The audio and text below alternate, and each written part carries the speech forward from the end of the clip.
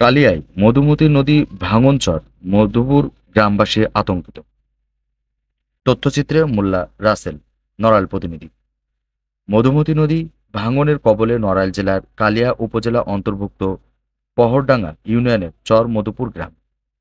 দেখলো কিন্তু পাবলিকই চেষ্টা করে না, এই জন্য আমাকে কিছু হয় না। আমাকে ঘর নাই, বাড়ি নাই, জায়গা নাই, জমি নাই, কিছুই তো নাই। গাছ গেল, গাছালি গেল, সবই তো চলিয়ে গেল। যুগ যুগ ধরে গ্রামটির শত শত বিঘা জমি বসতভিটা বিলীন হয়ে গেছে নদীগর্ভে। মধুমতি নদীর উপরে নির্মিত চাপাইল সেতুর চর মধুপুর গ্রামের অতি সন্নিকটে হওয়া সেতুটিও মারাত্মক ঝুঁকিপূর্ণ।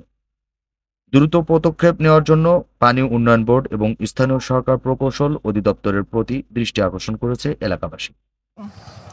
ভাই আমি বলতেছি আমাদের ঘর বাড়ি পানিতে চলে গেছে, এখন উপার আমাদের জমি উঠে গেছে, উপারিয়ার আমাদের জমি খাতে দেয় না, সেখানে যায় আমরা কষ্ট করিও কোনো ফল পাচ্ছি না।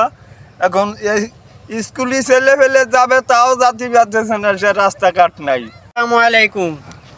আমরা অসহায় অবস্থায়, আমাকে আর এনে কিছু করার নাই, কি বলবো আর কি শুনবে, কি আমার কান্দাকাটি দেখে।